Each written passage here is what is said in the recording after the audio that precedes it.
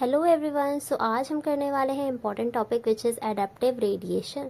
सो adaptive radiation को मैं अच्छे से समझाऊंगी और यहाँ पे जो एग्जांपल हम करेंगे वो होगा डार्विन फिंचेस का। ये एग्जांपल बहुत ज़्यादा इंपॉर्टेंट है, हर एग्जाम में पूछा जाता है। जब इसकी डेफिनेशन आए तो इस एग्जाम्पल को लिखना मैंडेटरी हो जाता है। तो चलिए शुरू करते हैं। तो व्हाट इज़ एडेप्टिव रेडिएशन?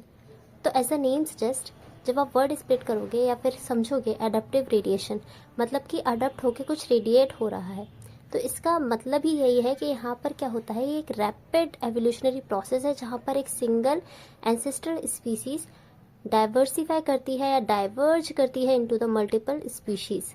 ठीक है, तो यहाँ पर हर एक जो स्पीशीज होती है वो यहाँ पे अडप्ट हो जाती है उसकी स्पेसिफिक इकोलॉजिकल नीश में। अब यहाँ पे जो स्पीशीशन अकर होता है वो किसकी वजह से हो सकता है? वो इन्वायरमेंट की वजह से हो सकता है कि यहाँ पे न्यू एनवायरनमेंट मिले स्पीशीज़ को, है ना। रिसोर्स की वजह से हो सकता है और कंपटीशन की वजह से भी हो सकता है। ठीक है, तो जब पॉपुलेशन एक्सपेंड करेगी तो यहाँ पे डिफरेंट निशेस में यहाँ पे ये जाएगी, नेचुरल सिलेक्शन फेवर होगा और हर एक इंडिविजुअल स्पीशीज़ का ट्रेट जो होगा जो उसे बेस्ट शूट करेगा उसके लिए उसका एक स्पेसिफिक एनवायरनमेंट से यहाँ पे एवोल्यूशन होगा और एक नई स्पीशीज़ बनेगी। आई होप ये कंसेप्ट आपको यहाँ पे अच्छे तरीके से मैंने समझा दिया है। एक ओवरव्यू में फिर से दे देती हूँ। यहाँ पर एक सिंगल एंसेस्ट्रल स्पीशीज से यहाँ पर मल्टीपल क्या बन जाती हैं, यहाँ पे स्पीशीज बन जाती हैं। ठीक है, तो यहाँ पे एग्जाम्पल जो होगा वो होगा डार्विन फिंचेस। तो डार्विन फिंचेस यहाँ पे हुआ क्या था कि यहाँ पे गैलापागोस आइलैंड था। यहाँ पर इससे जो एग्जाम्पल होगा अडेप्टिव रेडिएशन का वो हम समझेंगे। यहाँ पर स्मॉल पॉपुलेशन फिंचेस की कॉलोनाइज्ड करके यहाँ पर रहती थी और यहाँ पर आप देखोगे विद द मिनिमल कंपटीशन यहाँ पर इकोलॉजिकल नीशेस जो होंगी, डिफरेंट जो स्पीशीज होंगी उनकी यहाँ पे डाइवर्स होकर डिफरेंट इकोलॉजिकल नीश बन जाएगी with the minimal competition. Over time जो फिंचेस होंगी वो इवॉल्व कर जाएंगी डिफरेंट स्पीसीज में, each with the unique beak shapes and size adapted to the different food sources. ठीक है, तो यहाँ पर ये ओवरव्यू था कि गैलापागोस आइलैंड में यहाँ पर डार्विन फिंचेस या स्मॉल पॉपुलेशन ऑफ फिंचेस यहाँ पर रहती थी, कॉलोनाइज करती थी। फिर यहाँ पे विद द टाइम इनकी यहाँ पे स्पीशिएशन होती है, डिफरेंट स्पीशीज बनती हैं, हर एक की यूनिक बीक होती है, शेप होते हैं, साइज हो जाते हैं जो कि अडेप्ट होते हैं डिफरेंट फूड सोर्सेज के लिए, वो हम आगे देखेंगे। ठीक है, यहाँ पर कुछ फैक्टर्स होते हैं जिससे यहाँ पे अडेप्टिव रेडिएशन अकर होते हैं। तो कौन कौन से वो फैक्टर्स हैं, चलिए उन्हें पढ़ते हैं। पहला है इकोलॉजिकल अपॉर्चुनिटी। अब जो यहाँ गैलापागोस आइलैंड था उसने यहाँ पर वैरायटी ऑफ हैबिटेट्स यहाँ पे प्रोवाइड करे थे। ठीक है, तो चाहे वो लस्ट फॉरेस्ट से एरिड सबस्क्रब लैंड्स हों, with the diverse food sources भी यहाँ पे प्रोवाइड करे गए थे, जैसे सीड्स होंगे, इंसेक्ट्स होंगे, नेक्टर्स होंगे, प्रोवाइड किए नहीं गए थे, वो वहाँ पर ऑलरेडी गैलापागोस आइलैंड में था। तो ये जो बता रहा है कि यहाँ पे बहुत सारा डिफरेंट हैबिटेट वहाँ पे था, ये एक फैक्टर है जिससे यहाँ पे स्पीशिएशन अकर हुई। अब हम आगे बढ़ते हैं। तो सेकंड जो है हमारा एग्जांपल वो है जेनेटिक वेरिएशन। अब जेनेटिक वेरिएशन में क्या होगा, the founding of finches carried out genetic diversity. जो फिंचेस है वो जेनेटिक डाइवर्सिटी यहाँ पर कैरी आउट कर रही है, providing the raw material for the natural selection to act upon. ठीक है, ताकि उन पे यहाँ पे नेचुरल सिलेक्शन हो सके। और जो नेचुरल सिलेक्शन है वो क्या है, यहाँ पर जैसे डिफरेंट बीक शेप और साइजेस थी उन्होंने यहाँ पे कन्वर्ट किया selective advantage in different environment. जैसे कि यहाँ पे फिंचेस जिनकी स्ट्रॉन्ग और थिक बीक्स थी वो बेटर थे suited for the cracking seeds, जहाँ पर जिनकी जो बीक्स थी वो स्लेंडर या पॉइंटेड बीक्स थी वो यहाँ पे अडप्ट हो गई थी for probing for insects, like वो इंसेक्ट्स को इजीली यहाँ पर फीड कर पा रही थी rather than to cracking the seeds.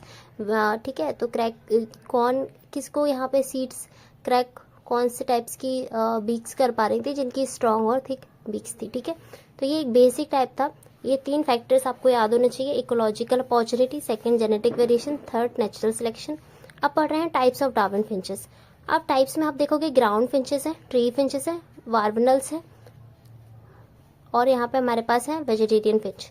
ठीक है, तो ग्राउंड फिंचेस जो होती हैं इनकी स्ट्रॉन्ग थिक बीक्स होती हैं जो कि यहाँ पे सीड क्रैक करने में हेल्प करेंगी। ट्री फिंचेस जो होंगी वो यहाँ पे इनकी सिलेंड्रिकल बीक होगी for probing for insects in tree bark. अब जो बार्बल्स फिंचेस होंगी वो यहाँ पे फिंचेस की थिन पॉइंटेड बीक्स होगी for catching the insects in flight. और वेजिटेरियन फिंचेस जो होंगी उनकी, ये जो फिंचेस होंगी इनकी एक ब्लंट बीक होगी for eating the bugs and fruits. तो यहाँ से हमें ये समझ आ रहा है कि जैसे जो ग्राउंड फिंचेस हैं वो यहाँ पे इनकी स्ट्रॉन्ग थिक बीक्स थी, वो क्रैक कर रही थी सीड्स की। जैसे कि मैं आपको यहाँ पे एग्जांपल बताऊँ तो ये हमारी ग्राउंड फिंचेस, आपको यहाँ पे ग्राउंड फिंचेस दिख रही हैं, ये रही, ठीक है। तो ये क्या कर रहे थे, क्रश कर रहे थे सीड को, है ना, तो ये सीड ईटर हो गए।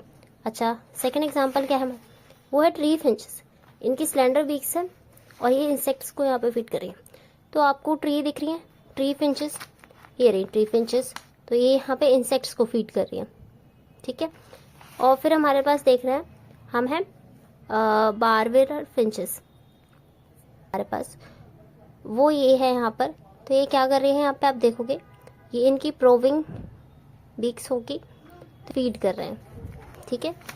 अब यहाँ पर आप देखोगे next which is vegetarian Finch.